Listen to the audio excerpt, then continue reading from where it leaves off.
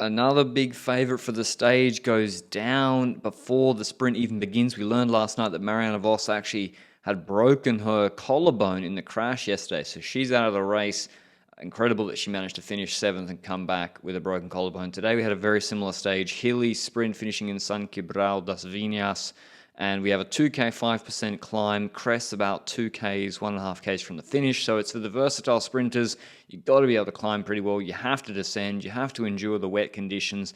The sort of stage for Nuvia Doma and the other GC contenders, they just want to get through without having any issues. Breakaway of Schrempf, Casagrande and others was under control, mainly from the positioning fight for the GC riders.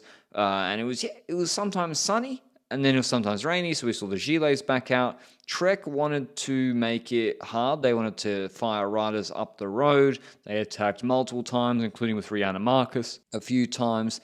They didn't really have a sprint option, so they didn't want to just walk to the line with, Lotte Kopecky, for example. But that attack phase actually works to bring back the breakaway or manage the breakaway gap. But yeah, you can see Trek clearly had a plan. In this hilly zone, to be aggressive, it didn't quite work out for them. No other team really had that plan to go with them. And UAE and SD Worx had it under control. Swinkles was working, though. She didn't go for the sprint today. She was working. She got dropped earlier. So you see Lotte Kopecky in the green jersey, other riders still struggling on the descents, and there's splits, there's tight corners, it's wet, dry. Like sometimes I'm going to show you it's sunny and fine when Katrina Allerud attacks. UNOX set her up. This is on the penultimate hill. She attacks thinking, okay, well, I may be underrated as a GC contender. I got a good TT. Mavi Garcia did a similar-ish attack in the Tour de France Femme and won a very similar stage last year where no one chased her. But Nomi Rug crashes in a similar distance to the finish as Vos. Curious crash. She goes down there. What happened? And there's always multiple reasons why a crash happens seemingly out of nothing. Firstly, Chiboko moves to the left because she sees the gravel on the right coming up, and she moves quite a lot to the left. Then Trinke Colonel to the left of Rug kind of fights her for the space to the front left of Rug. Then Marion Bunel, when it accelerates in front, doesn't accelerate as much. And then I think Kerbol, who's in front of Rug, is a bit erratic, and her wheel moves to the left more than Rug anticipates. So with the deceleration in front, with the pinch from Chiboko, and with the acceleration of Rug into that space, then when Kerbol makes a surprising move to Rug, at least to across her wheel, and she had it overlapped, she went down. Chiboko, who was in the Young Riders jersey, was also able to get back on, but her GC is over, unfortunately for her. And as you can see, it's now wet conditions. We've got a tight 270-degree corner coming up after this sun shower, and luckily everyone gets through it safely, but there's splits on the descent once more, and I think only 35 riders finished in the peloton today. But SD Worx have it under control. They got 1, 2, 3, 4, 5, I count 6 riders, so they have almost, or at least their full complement of their team. Lotte Kopecky's in the green points jersey. They got Van der Breggen to follow attacks and shut it down, and basically with Rug out of the equation, it's just Franziska Koch that Kopecky has to beat, although Koch beat her fair and square in the uphill sprint yesterday. Today suits Kopecky a bit more, but the attacks begin. The last K of this climb, Berthet attacks across to Allerud, and you can see Anna van der Breggen, she's on marking duty. She's not continuing on. She then starts to set a pace. She just wants to keep this under control. A group of 30 is fine. They can do the lead up for Kopecky. Happy days. And it's a pretty big road. It's not that steep, more of a power climb. But you see here Paula Blasi, the breakout star of the Ardennes. She has other ideas. She waltzes up to the right of Nuvia Doma and just sends it. Big attack.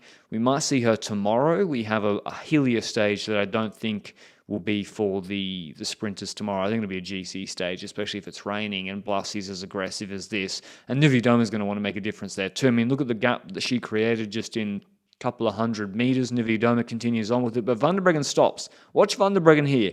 Okay, it's 1K. It's downhill now. Good draft in the wheels. Probably not going to be another split anymore. Can't make the difference. She goes back. She finds Kopecky. We don't see the process of her doing that, but she leaves the front of the race. Probably was still a good time for someone with speed to try and attack, but there's a fast left-hander coming up, and yeah, it was more like a slowing of pace. Then Kobold tries when everyone's back in the wheel. Franziska Koch is fourth wheel, but look at Van der Breggen. I think she went to the back of that group because Kopecky was struggling on the climb. And maybe I think Kopecky was struggling because of the way she sprinted in this finish, and also like her exertion that you can see visibly on her face, her shoulders rocking, she gasping for air. So I think Kopecky was kind of cooked at the end of that climb because of Blasi. She then sprints left, I'll show you better in the overhead, hits Besoit, blocks Franziska Koch, and Besoit just, wins the sprint easily. She also came from behind with the lead out as well. But watch here, Van der Breggen smashing from the back, brings Kopecky up with such speed. Like, Koch is dead to rights here. She cannot, when you've had that deceleration and someone comes over the top of you, it's so hard to re-accelerate. But then Kopecky here sprints left, like erratically, which she didn't need to do. I think because she was kind of gassed.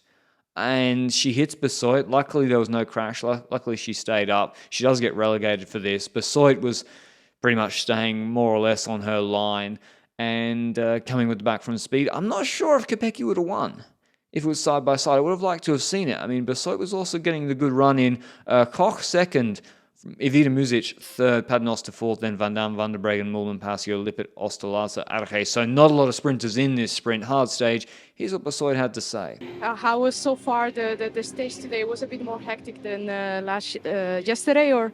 Well, it was a quite hard start with the uphill start.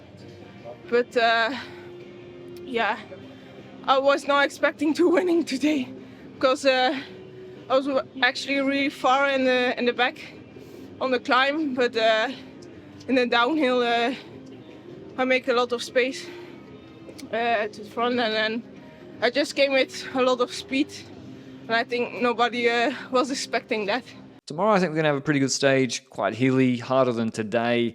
Will Nevidoma, will Blasi try and go for it. Hope you enjoyed the video, and I'll see you with a recap of then. Ciao, ciao.